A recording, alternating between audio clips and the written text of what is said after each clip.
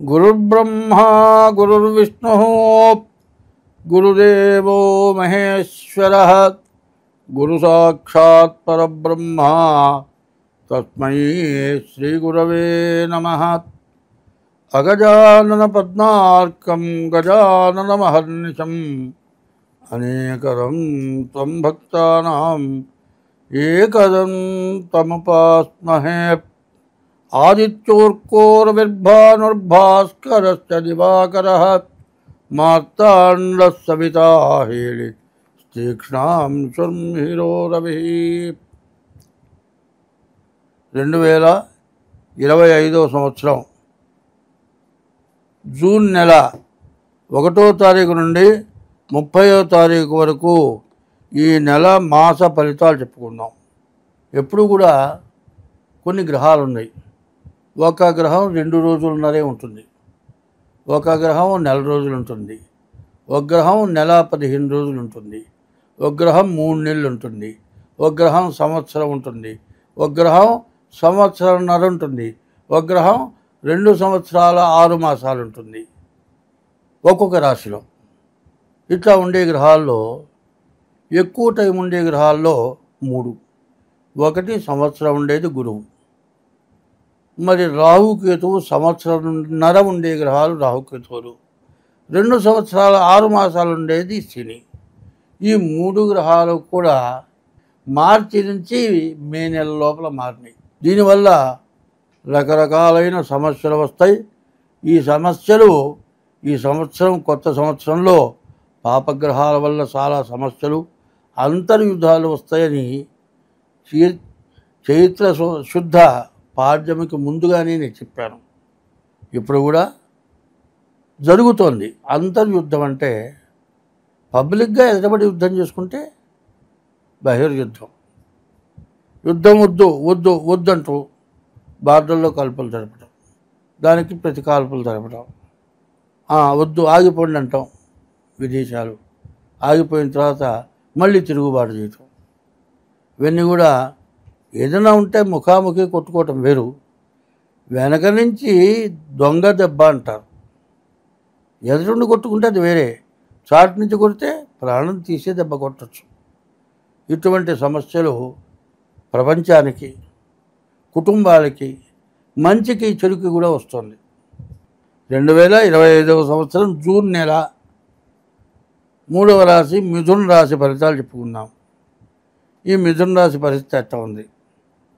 ఈ మిథున రాశికి శుక్రుడు, బుధుడు, కేతువు 8 గ్రహాల్లో 3 గ్రహాలు బాగున్నాయి, 5 గ్రహాలు పూర్తిగా బాగాలేవు.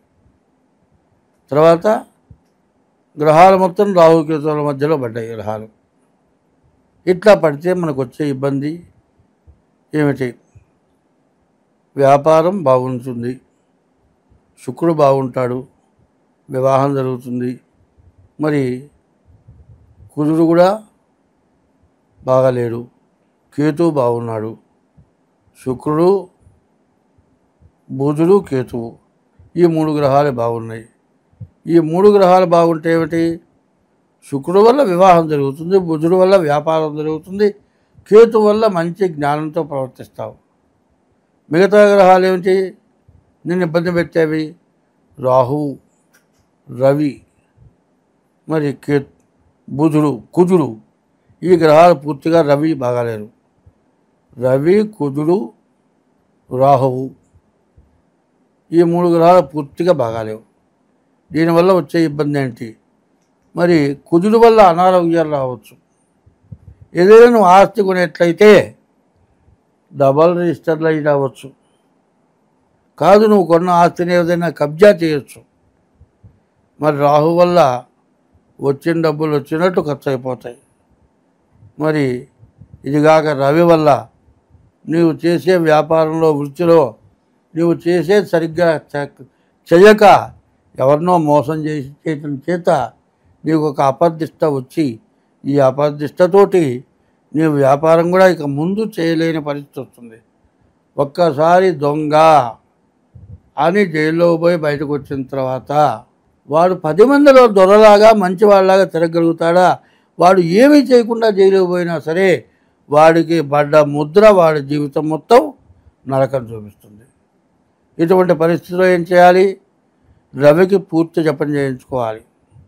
మరి శనగలు దానం ఇవ్వాలి, రాహుకి జపం చేయించుకోవాలి, మినుములు దానం ఇవ్వాలి, కుజుడికి జపం చేయించుకోవాలి, మరి కందులు దానం ఇవ్వాలి. ఇది కాక మీ జన్మ లగ్నరీత్యా మీ దోషాలు ఏమిటో చూసుకోవాలి. ఏది ఏమైనా మంచి ఎట్లాగన్నా ఉండనండి, చెడును మొత్తం పోగొట్టుకుంటాను చూసుకోవాలి. ఈ చెడు పోగొట్టుకుంటానే చూసుకోకపోయినట్లయితే ముందు ముందు చాలా నష్టాలు కష్టాలు పడాల్సిన అవసరం వస్తుంది. ఏమీ లేదండి, శరీరం అంతా బాగుంది, 2 కాళ్ళకు మాత్రం కాస్త దెబ్బ తగిలింది, వేళ్ళు మొత్తం వాచిపోయినాయి, వంగటల్లా అడుగు పడితే ప్రాణం పోతోంది. కాళ్ళు బాగుండా, చేతులు బాగుండా, నోరు బాగుండా, కళ్ళు బాగుండా, అన్నీ పనిచేస్తున్నాయి. మోకాళ్ళ దగ్గర నుంచి అన్నీ పనిచేస్తున్నాయి. ఈ పాదాల దగ్గర వేళ్ళే పనిచేయట్లా. ఈ శరీరాన్ని మొత్తాన్ని పడుకోబెట్టింది. అట్లాగే గ్రహాలు ఏదో కొన్ని గ్రహాలకి శాంతి చెప్పటం కాదు అని చెబుతోంది. మీకున్నటువంటి పూర్తి దోషం పోయేటువంటి మార్గాన్ని నేను ఎంచుకొని చెబుతూ ఉన్నా. మీరేం చేయాలి? శనికి, రాహుకి, రవికి, కుజుడికి ఈ గ్రహాలన్నిటి కూడా సంఖ్యపూర్తిగా జపం చేయించుకొని దానం ఇవ్వటమే కాక మరి సర్పదోషం మీ జన్మలగ్న రీత్యా కూడా సర్పదోషం, కాల సర్పదోషం ఉంటే మరి రాహుకేతువుల పూజ, మరి కుజదోషం కుజ పూజ, మరి నాగప్రతిష్ఠ లేకపోతే నవనాగుల పూజ, మీకున్నటువంటి దోషం ద్వారా ఏది చేయాలో మీ జాతకరీత్యా చూసి చేయాల్సి వస్తుంది. కాబట్టి ఇటువంటివి చేయించుకోండి, చాలా ఉపయోగపడుతుంది. ఈ 2025వ సంవత్సరం చాలా సమస్యావహంగా ఉంది. కాబట్టి ఎవరైనా సరే జాగ్రత్త పడి ముందుగా జాతకం ఇవ్వండి. పోయిన సంవత్సరం 24వ సంవత్సరం చివరిలో మీ దగ్గరనే జాతకం చూపించుకున్నానండి, మళ్ళీ జాతకం చూపించుకోమంటావేమిటి అంటే అది చూసుకోవాల్సిందే. ఎప్పటికప్పుడు జాగ్రత్త పడాల్సిందే. ఎంతసేపు జాగ్రత్త లేకపోతే ఎందుకు పనికిరాము. చూడండి, చాలామంది ఏం చేస్తున్నారు, బాగా సంపాదించిన వాళ్ళు, కోట్లు సంపాదించిన వాళ్ళు ఉన్నారు. అంతా సంపాదించి అడిగిన వాళ్ళకల్లా దానం చేసిన వాళ్ళు కొంతమంది ఉన్నారు. కొంతమంది ఏమైనారు, బాగా సంపాదించి దురలవాట్లకి తయారైపోయి అంతా పోగొట్టుకున్నారు. బతికిన జీవితంలో 50 ఏళ్ళ వరకు ఎంత కావాలంటే అంత దానం చేయగలిగావు. 51వ సంవత్సరం నుంచి అమ్మ అంత అన్నం పెట్టి ఆకలవుతుందనే స్థితికి వచ్చావు. నీవు మంచి టైంలో నీవు జాగ్రత్త పడకపోతే, చెడు టైంలో నీవు రక్షించబడాలి అనుకుంటే నేను చెప్పినట్టు ఈ టైంలో తగినటువంటి జాగ్రత్త తీసుకొని మీ జాతకం చూపించుకోండి. మీకు అన్ని విధాల డేట్ ఆఫ్ బర్త్ ద్వారా కానీ, అది లేకపోతే హస్త సాముద్రిక ద్వారా కానీ మీ జాతకం చెప్పడం జరుగుతుంది. అట్లా చెప్పించుకోవాలంటే తగిన ఫీజు కట్టి మీరు మా జాతకం చెప్పించుకోండి. కింద మా ఫోన్ నెంబర్ ద్వారా ఫోన్ చేసి మాతో మాట్లాడవచ్చు.